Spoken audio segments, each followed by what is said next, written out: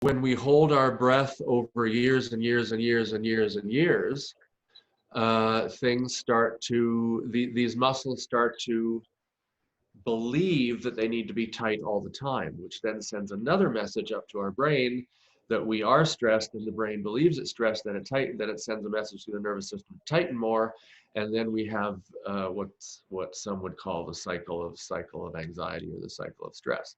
It goes on long enough, all sorts of difficulties can appear. So essentially, the good news is that we are able to, through the breath or voice or postures, send uptake messages back to the brain that maybe we're a little bit more relaxed and parasympathetic than we might think, that we're softening. And so these softening practices that we do in meditation or pranayama or qigong or tai chi or yoga essentially are sending a message to the brain, that to the nervous system, that, you know, let's chill out a little bit here, dude. And lengthening the exhalation, because the act of stress is truncating the exhalation. Even without our knowledge, the act of doing the opposite logically has the opposite effect. Right. That makes sense. Did that work, or did that come out? No, I feel like it worked really well, actually.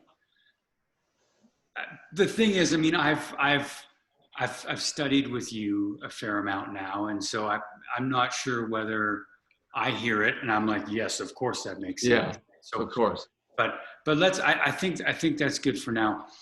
Would you say that the role of singing and just sort of vocalizing is simply a function of a deeper, longer exhalation, or is there more to it? Like, singing, like anything, from asana to pranayama, can be many different things to many different people. So I will use vocalizing or chanting to help extend the exhalation and to help deepen the inhalation. So we're working on our immune system, we're working on our respiratory system. So in that case, it's not about turning someone into a singer. It's simply using the voice, because it's very easy to ignore our breath. I know it is for me. Mm-hmm. It's like, oh, look, I'm working away, trying to write these downloadable resources I'm working on. And 40 seconds into it, I discover that I've been holding my breath, right? So it's very easy to ignore our breath. It's not as easy to ignore our voice. So if we have some, what I would call, let's say, less optimal breathing practices, which most of us do, because it sneaks up on us, because we're focusing on other things, it's easy to ignore. But it's really easy to notice if I ask a student suffering from anxiety to vocalize and they go,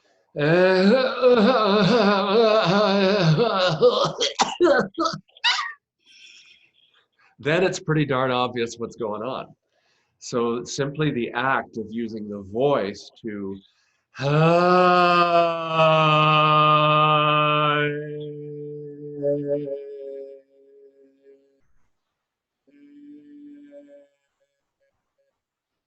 etc., clearly means that we're balancing that pH, we're toning the vagus nerve, we're getting our oxygen CO2 levels equalized. I mean, you can go on and make up or talk about all sorts of stories about why it works. But that is one way. And then, of course, it can also be for singing. It can also be for expression. If you own a voice, most of us do, the more confident and overtoned and undertoned our voice is, the more people listen to us, the more leadership skills we have. It's not about being lower pitch. It's just about being wider and more open and more resonant. So yeah, there's lots of applications for using the voice. It doesn't have to be about singing for those of us that are a little about, singing.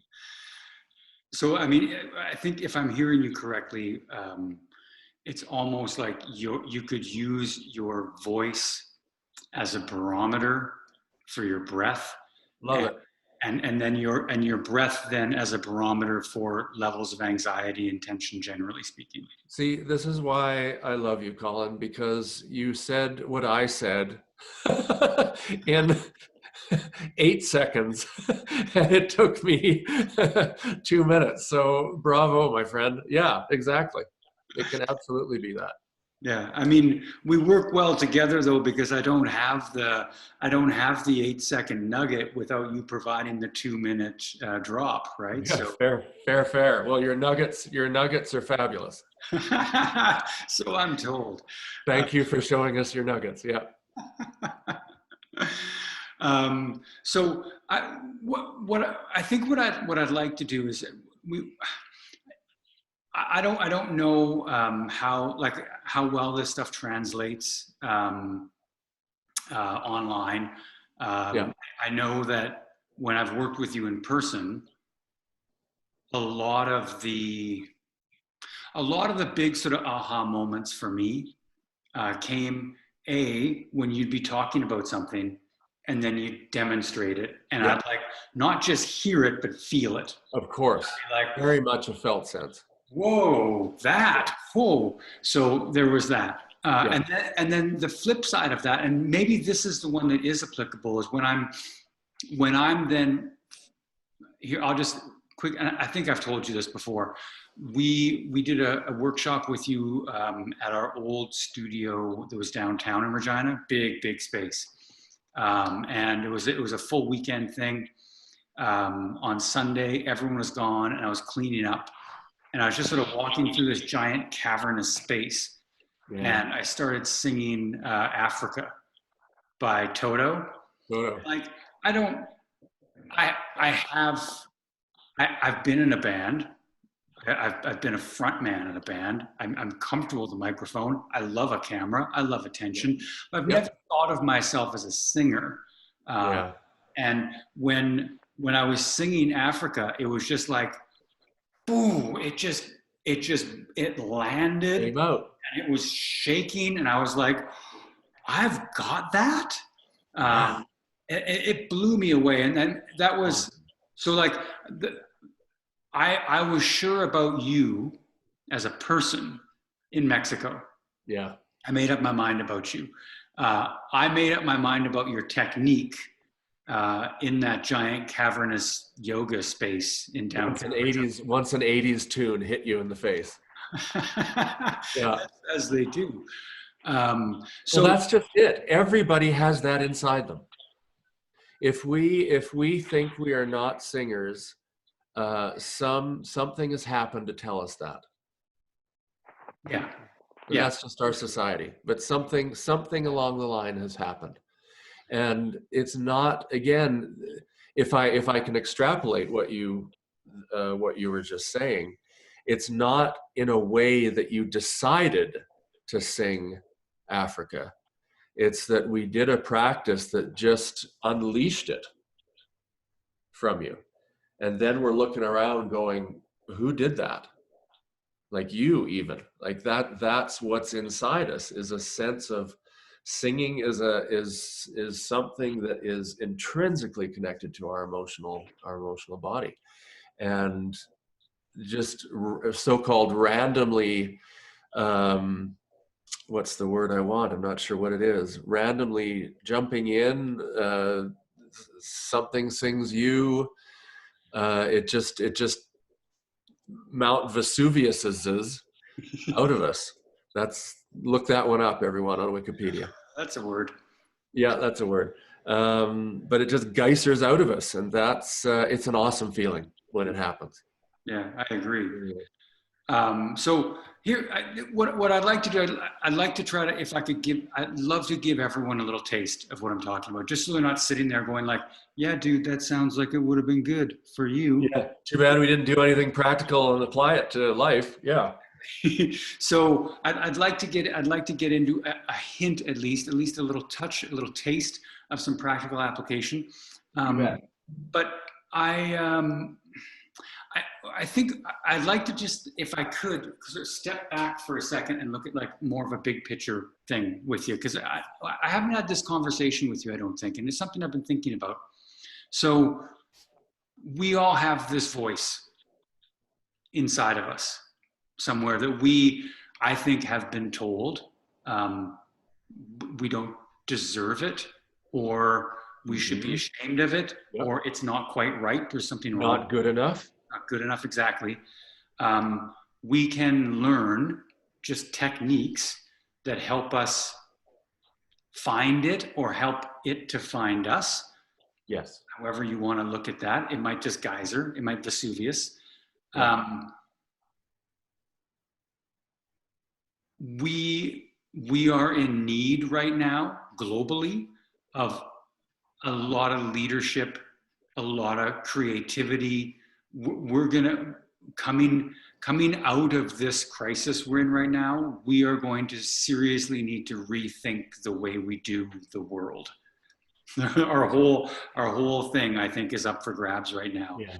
And Yeah. and I wonder what the role of us finding our voice is for democracy. And I know that's a lot just to kind of drop on you right now, but it's something I've been pondering a lot about, this sort of this sense of alienation, this sense of like, I don't know, man, I guess I'll just sort of wait till it's over and then things will go back to normal or something like that. And I feel like I don't want things to go back to normal. The way things were is not what I want back. I want something better. And yeah, I don't know, because I'm just kind of spitballing. Yeah, you're as always, you're doing beautifully. I'd at the moment, just pulling this out of you know where, empowerment and community. Singing makes us feel better about ourselves. Singing because it activates pelvic floor diaphragm, the core, the thoracic diaphragm, our, some would say, number one tool of expression, although the dancers would not necessarily agree with that. They'd say it's movement, and fair. I'm up for either. We feel a sense of, we can feel available to us a sense of, there's just a feeling of internal strength and empowerment that comes when we get those core muscles working. And singing is one of the best ways to do it. Number one. Second word, community. The studies are almost to the hundreds now of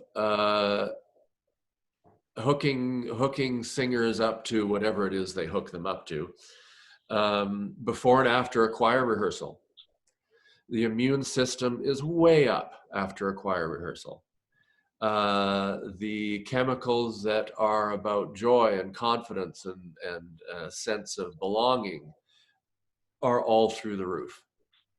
And often, sometimes they get, the newspapers get the why right, and sometimes they don't. I mean, one reason is because we're being forced to exhale. So we're balancing our pH and our oxygen, our CO2. Another is that we're in community. Number three, this one rarely gets reported, we're listening to each other. In choirs, we have to listen because we're trying to sing the same note at the same pitch with the same vowel as our next door neighbors, and for the sopranos across on the other side of the room. Whole brain, those studies, those have been going on since the 60s, what music does for the brain and how it lights up your whole brain, yada, yada, yada. So to me, from a personal standpoint, change yourself, change the world, right? So that's the empowerment that comes from this work. The internal, not force, the internal sense of well-being and strength and and then that blending, not quite the right word, activating itself into community, into a communal feeling, a sense of belonging, along with all those other scientific principles that we talk about, I think can change the world. And I know how that sounds, but I've seen it. Mhm. One of my cohorts in the singing / healing world goes around to political roundtables between various factions, if you will, and she gets them to sing together. She gets them to chant together. She gets them to meditate together. It helps. We all know that. It Mhm. helps. It's just getting it out there. Yeah, I guess like I'm kind of just seeing this thing in my head of like the word actor and the word activist, and weird things are happening up here right now. But they take. Well, if you burst into Africa, we'll know that. That's interesting, Colin. That has never occurred to me. I mean, I teach acting as well, and that has never occurred to me. Those two words. I know what I'm doing after this class is over. I'm gonna sit. Yeah, time to do some etymological research. Um, well, okay, David. Actually, I didn't tell you this, but I've been recording our little chat here because I got messages from a bunch of people that said they couldn't join us this morning, and they really Yeah. want to hear. Super. So I'm gonna Not super that they couldn't join us. Super that you're recording it. Yes. So I'm gonna shut down the recording just so that the file's not too massive. So if you're watching this taped, sorry, you're gonna miss out on some of the practical stuff. But I think for that practical stuff, you could probably just contact David directly. David, is that accurate? Could people? Yeah, absolutely. People just like reach out to you and say, "Hey, man, can you help me with my breathing?" Yeah. Yeah, absolutely. And I'm all over the place. That's true. Yeah, there's I mean, obviously I'm on Instagram under the Wilson Method, and email is the wilsonmethod67@gmail.com, and I'm on Facebook under both David Wilson and the Wilson Method. So yeah, I'm around. Cool. And I'm also offering 2 yoga classes a week, 2 yoga for voice, breath, anxiety, the now classes a week, 9 a.m. Thursday and 7 p.m. Friday, Saskatchewan, Alberta time, which right now is the same thing. And those classes are donation or free. Sweet. So there's that as well, and that information is all over all my pages as well. Cool. Well, I'll link to a bunch of your stuff when I put this up on YouTube. Yeah. So that'll be handy for people. Yeah, that's awesome. So let's